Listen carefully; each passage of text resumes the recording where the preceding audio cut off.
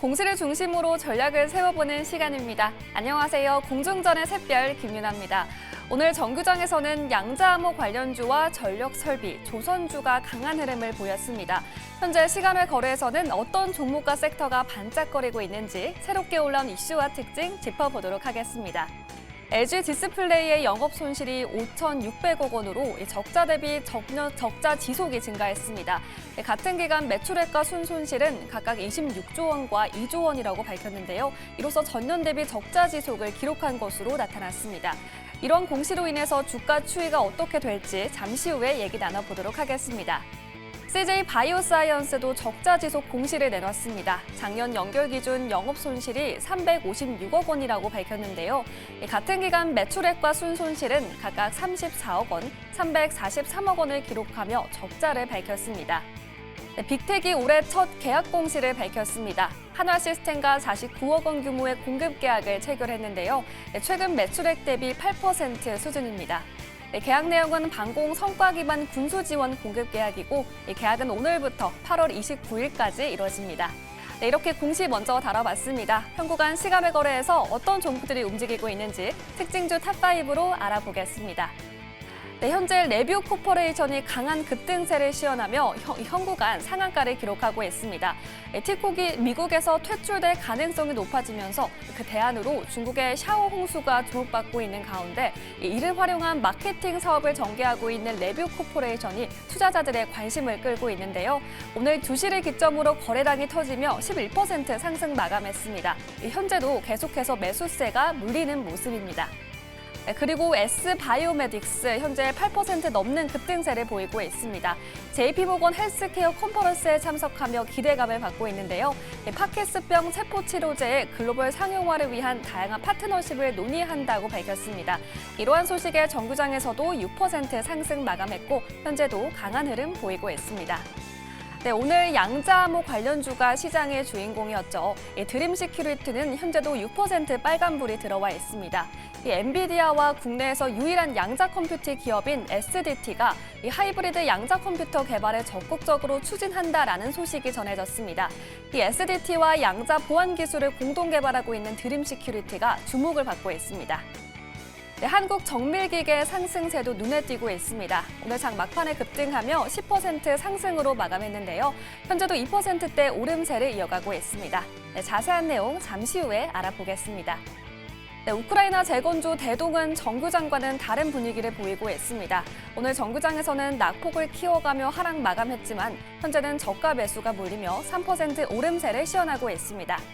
이렇게 시간외 거래에서 새롭게 올라온 이슈와 특징주까지 짚어봤습니다. 관련된 종목 보유하고 계신 분들은 지금 바로 02-2000번에 4919로 신청해 주시면 자세한 상담 도와드리겠습니다. 지금까지 공중전의 김윤아였습니다. 네, 이렇게 시간의 특징주 살펴봤습니다. 미국 내에서 틱톡 금지 우려가 더욱더 커져가고 있죠. 이 샤오 홍수가 대안으로 떠오르면서 현재 애플 다운로드 1위를 기록하고 있다고 합니다. 레뷰 코퍼레이션이 관련주로 엮이면서 현재 시간의 거래에서 7% 넘게 상승하고 있는데요. 이사님께 여쭤보도록 할게요. 처음 시간의 거래 시작할 때는 상한가 기록했었는데 상한가는 지금 풀린 상황이에요. 오늘 또 시세가 강하게 나왔었는데 내일까지도 이런 샤오홍슈 관련주로 우리 투자자분들이 수익을 좀 보실 수 있을까요? 이게 기간이 임박했다 보니까 계속 이런 쪽으로 좀 틱톡 이런 요소랑 묶여서 반응을 하고 있는데요. 이런 테마는 일정에 대한 변화가 있거나 하면은 주가 변동성은 많이 커질 수 있어요. 그렇다 보니까 내일 시간으로 이렇게 상승하고 마감을 한다라고 하면 시가 출발은 괜찮을 텐데 그리고 나서 내일 출발한 시가 같은 경우를 지켜주는지 그걸 체크하면서 보시면 될 것 같아요. 시간외가 이렇게 마친다고 하면 시가 같은 경우는 강할 수 있음을 열어두고 일정에 대한 부분에 변화가 있는지를 체크하면서 보시면 되겠습니다.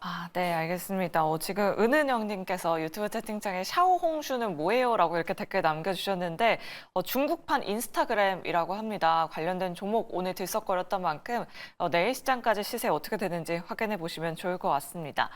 다음으로 시간의 거래에서 SKC도 강세 움직임 보여주고 있습니다. 상승폭을 조금씩 더 키워가면서 현재는 3% 넘는 상승폭 기록하고 있는데요. 하창원 본부장님, 이 유리기판 관련주 다시 한번 또 더 갈 수 있는 건지 CS 모멘텀 아직 끝난 게 아닐까요? 본부장님? 뭐 CS 그렇죠. 뭐 유리기판이나 애칭냉각 같은 경우는 앞으로 정말 지겹도록 많이 들으시지 않을까 싶습니다. 그러니까 뭐 이건 사람의 생각에 따라 좀 다를 수 있는데 뭐 지금 AI라든지 뭐 로봇, 드론 뭐 여러 가지로 좀 기계화가 되고 있는 상황이잖아요. 그리고 GPT 사용자가 지금 굉장히 많이 늘어나는 걸로 알고 있는데 뭐 그런 시기가 열리면 유리기판은 사용을 안 할래 안 할 수가 없죠. 게다가 이제 최태원 회장이 정말 장사를 잘하는 것 같아요.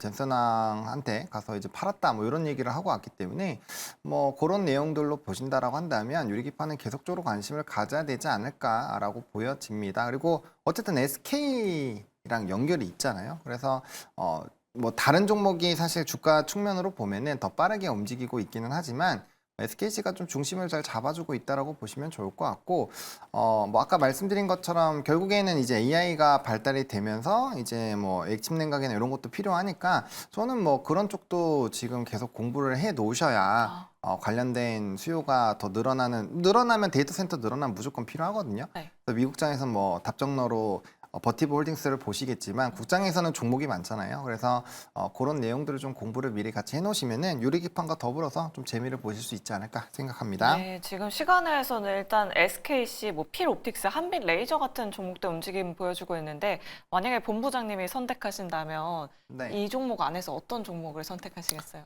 저는 뭐 방송을 다니면서는 SKC만 얘기를 하고 있긴 합니다. 네. 네. 알겠습니다. SKC 내일 시장에서 시세 어느 정도로 나올 수 있을지 한번 기대해 보도록 하겠습니다. SKC 갖고 계신 투자자분이 바로 연락 주셨다고 하는데요. 뒷번호 4074번님이십니다.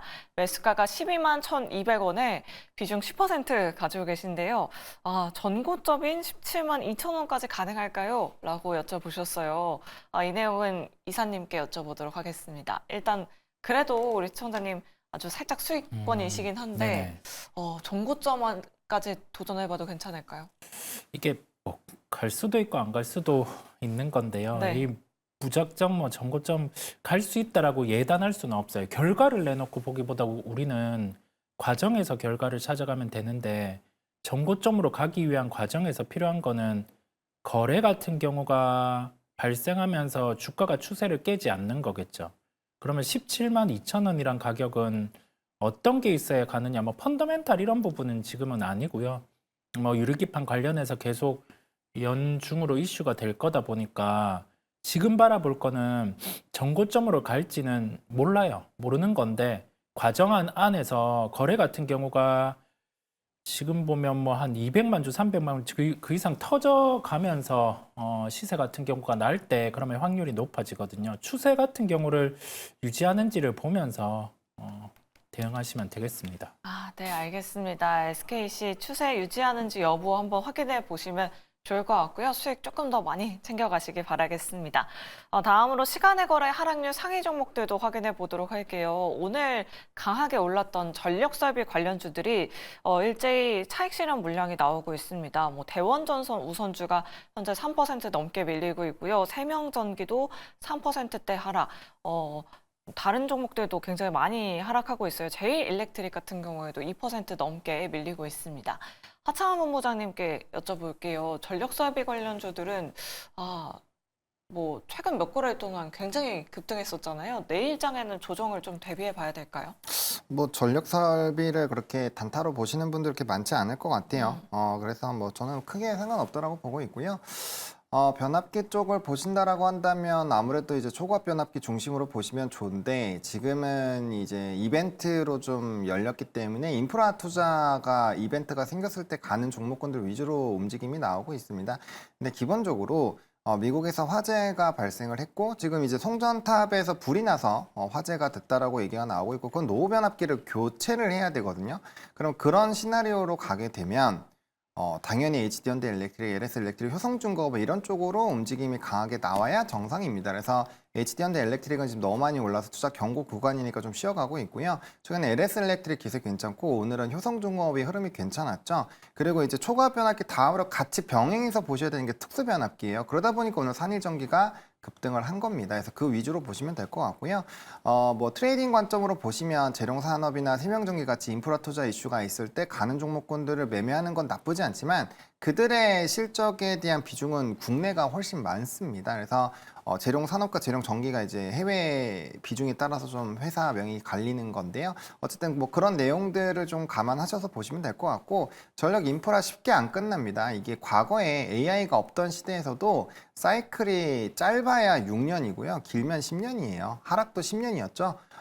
근데 지금 뭐 노후 변압기만 가는 게 아니라 뭐 원전도 다시 하고 있고 뭐 풍력, 태양광, 뭐 풍력은 노이즈가 있긴 하지만 어쨌든 할 겁니다. 전 세계 설치량 굉장히 커요. 거기에다가 플러스 알파로 이제 화재나 재건, 전쟁 이런 부분으로 전력 소모가 엄청나게 많이 들어간다라는 점, 그리고 미중 갈등에 따라서 중국 외 지역으로도 지금 케이블 깔아야 되고 전선 깔아야 됩니다. 변압기. 그런 것까지 고려해 보신다면 사이클은 이제 3년째거든요.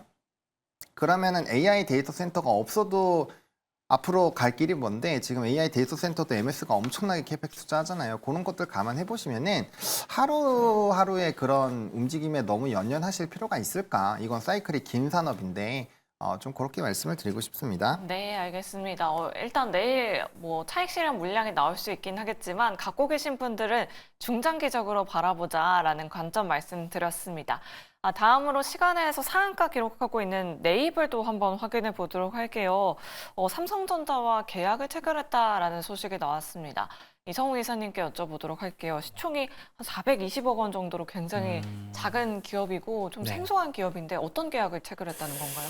이게 뭐 장비 관련해서 유지보수 계약 부분이에요. 이런 요소 같은 경우는 보통 재료가 나오고 워낙 거래가 적기 때문에 시간 내에서 누가 그냥 한 10,000주 정도 이 정도 상한가에 딱 붙이면은 아예 최근에 거래가 적었다 보니까 같이 붙여 올리는 거거든요. 그러면서 뭐 내일 시가 같은 경우도 상승해서 출발할 수 있겠죠. 그 정도예요. 이게 왜냐면 이 종목 같은 경우가 아예 그냥 거래가 많이 죽어 있는 종목이었다 보니까 그다음에 이 수주 같은 경우도 아주 특별한 부분은 아닙니다. 주기적으로 발생하는 그런 뭐 유지보수 부분이다 보니 여기에 큰 의미를 두시기보다 내일은 또 이거 상승했다가 되려 뭐 세론 형태가 나올 수도 있어요. 그 점을 염두에 두고 종목을 바라보시면 되겠습니다. 네, 알겠습니다. 네이블 오히려 갭상승 출발한 이후에 또 차익 실현이 빠르게 나올 수도 있다. 변동성에는 꼭 주의를 하셔야 한다라는 소식까지 전달해 드렸습니다. 이렇게 네이블의 계약 체결 소식까지 전달해 드렸고요.